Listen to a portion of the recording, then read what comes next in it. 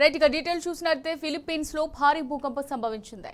8.2 తీవ్రతతో వచ్చిన భూకంపంతో మిండనావో ద్వీపకల్పం చిగురుటాకులా వణికిపోయింది. సముద్రం వైపు నుంచి ప్రమాద కంటికలు మోగాయి. భూ ప్రకంపనల దాటికి భారీగా ఆస్తి ప్రాణనష్టం సంభవించింది. భవనాలు పేకమెడలో కూలిపోయాయి. జనం ఇళ్ల నుంచి బయటకు పరుగులు తీశారు. భూకంపంతో పలువురు మృతి చెందగా అనేక మంది గాయపడ్డారు. ఇటు సునామీ హెచ్చరికలు జారీ కావడంతో వేలాది మంది తీర ప్రాంత వాసులు భయాందోళనల మధ్య సురక్షిత ప్రాంతాలకు తరలిపోతున్నారు.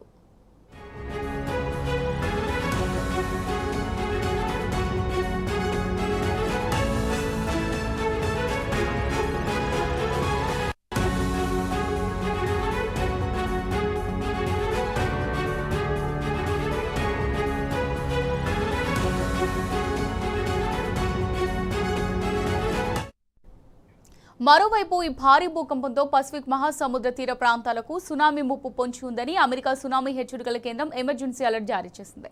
Philippines, Indonesia, Japan, Taiwan, pulao, Papua New Guinea దేశాల తీర ప్రాంతాలకు రాబోయే కొన్ని గంటల్లో ప్రమాదకరమైన సునామీ అలలు దూసుకొచ్చే అవకాశం ఉందని హెచ్చరించింది. దీంతో ఫిలిప్పీన్స్ తో పాటు ఇండోనేషియా అధికారులు కూడా అప్రమత్తమయ్యారు. సునామీ ముప్పు పూర్తిగా తొలగే వరకు తీర ప్రాంతాలకు వెళ్లొద్దని ప్రజలకు హెచ్చరిస్తున్నారు.